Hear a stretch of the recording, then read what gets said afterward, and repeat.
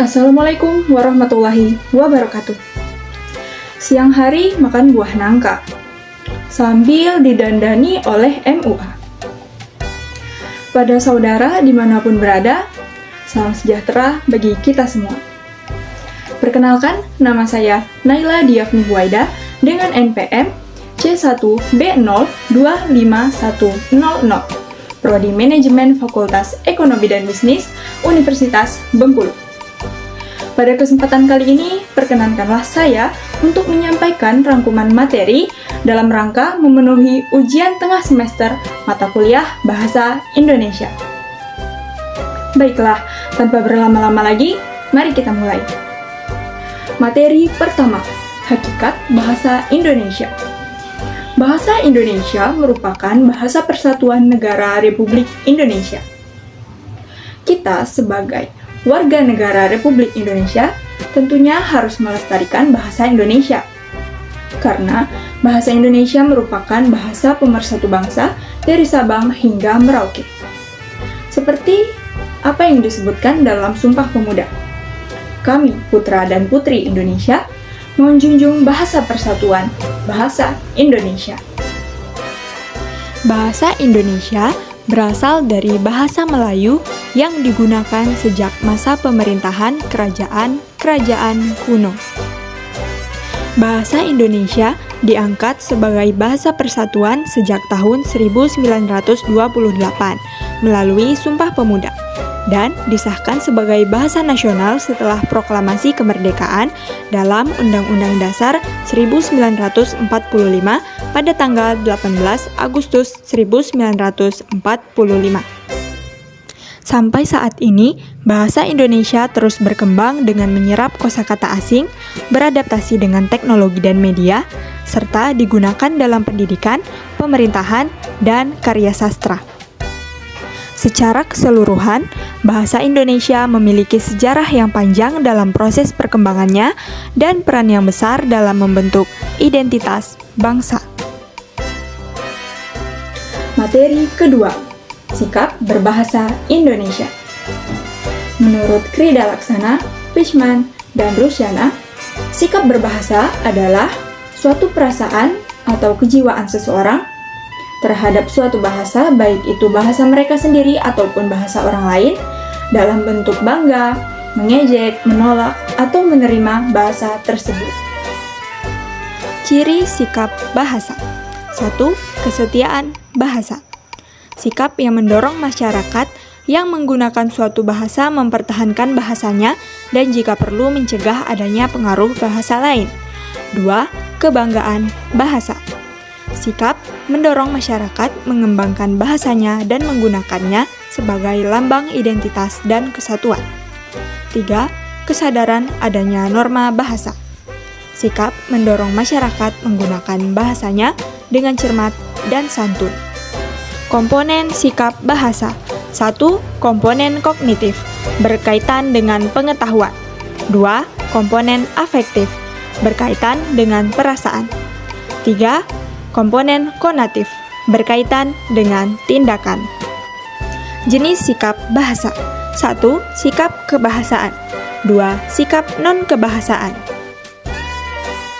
Materi ketiga, Teks dalam kehidupan akademik untuk penanaman nilai dan hakikat bahasa Indonesia sebagai penghala ilmu pengetahuan. Dalam bahasa Indonesia terdapat berbagai macam jenis teks. Salah satunya adalah teks tulisan akademik. Menurut Dalman, Kusmana, dan Jauhari, teks tulisan akademik ialah jenis tulisan yang mengkaji suatu permasalahan berdasarkan penelitian yang telah dilakukan sebelumnya, yang dilakukan secara sistematis dan terstruktur, dan dapat digunakan dalam kepentingan akademik. Beberapa jenis teks atau tulisan dalam bahasa Indonesia. 1. Prosa. 2. Puisi. 3. Drama. 4. Film. Dan 5. Tulisan akademik. Bentuk tulisan akademik. Yang pertama, hasil kajian pustaka. Terdiri dari makalah, artikel ilmiah populer, berita, biografi, buku teks, buku ajar, modul, dan buku panduan praktikum. Yang kedua, hasil dari proses penelitian. Terdiri dari laporan hasil penelitian, skripsi, tesis, dan juga disertasi. Materi keempat, menjelajahi dunia pustaka dari berbagai sumber referensi digital. Menjelajahi dunia pustaka dari berbagai sumber referensi digital merupakan suatu kegiatan dalam mencari, memahami, dan memanfaatkan informasi ilmiah dari berbagai macam sumber referensi yang tersedia secara daring.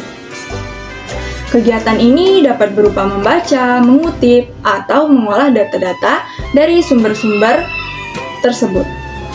Beberapa sumber dunia pustaka digital. Crossref mengelola sistem publikasi ilmiah. PDF Drive pencari e-book gratis dalam format PDF. Mendeley manajer referensi dan jejaring akademik. Tyler and Francis Online platform jurnal ilmiah. Library Genesis platform pencari buku dan artikel ilmiah. Google Trends analisis tren pencarian Google. Open Knowledge Maps peta pengetahuan dari hasil pencarian akademik. WeLib platform perpustakaan digital. iPusnas aplikasi perpustakaan digital resmi dari Perpustakaan Nasional Republik Indonesia, menyediakan e-book gratis dan legal. Itulah tadi beberapa sumber dunia pustaka digital. Kita dapat mencari situs-situs tersebut di internet. Materi kelima, konsep presentasi ilmiah. Menurut Sadono, Hovland, Jenis, dan Kelly, presentasi ilmiah merupakan suatu keterampilan dalam berbicara secara lisan di depan umum untuk menyampaikan gagasan dari berbagai hasil temuan secara ilmiah dengan tujuan mengubah perilaku orang lain. Komponen presentasi ilmiah. 1. Komunikator, yaitu orang yang memberi pesan. 2. Audiens, yaitu orang yang menerima pesan. 3. Media, yaitu sarana penyampaian pesan. Alur presentasi. 1. Pembuka atau kesan pertama bagi audiens. 2. Isi atau sampaian ide. 3. Penutup, kesimpulan dan pernyataan penutup. Presentasi yang hebat.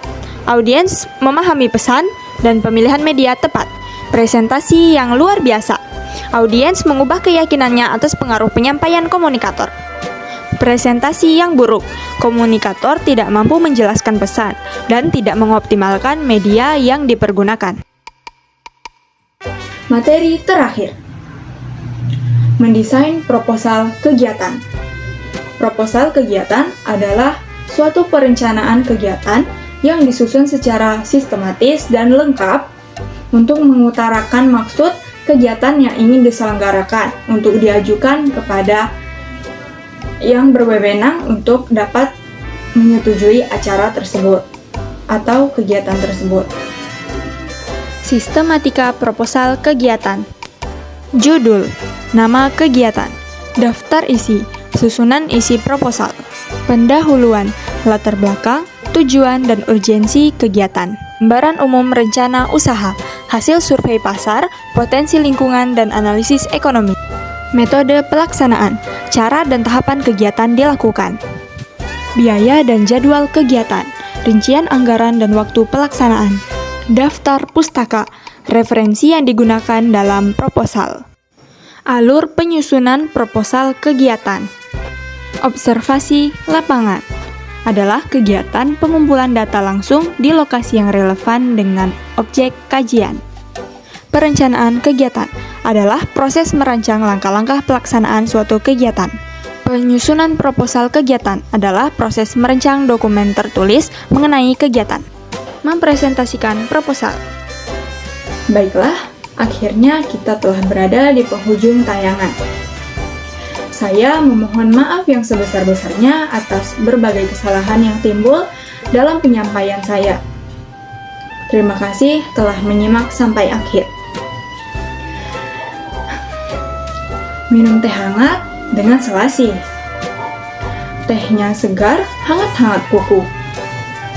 Cukup sekian dan terima kasih. Sampai berjumpa di lain waktu. Wassalamualaikum warahmatullahi wabarakatuh.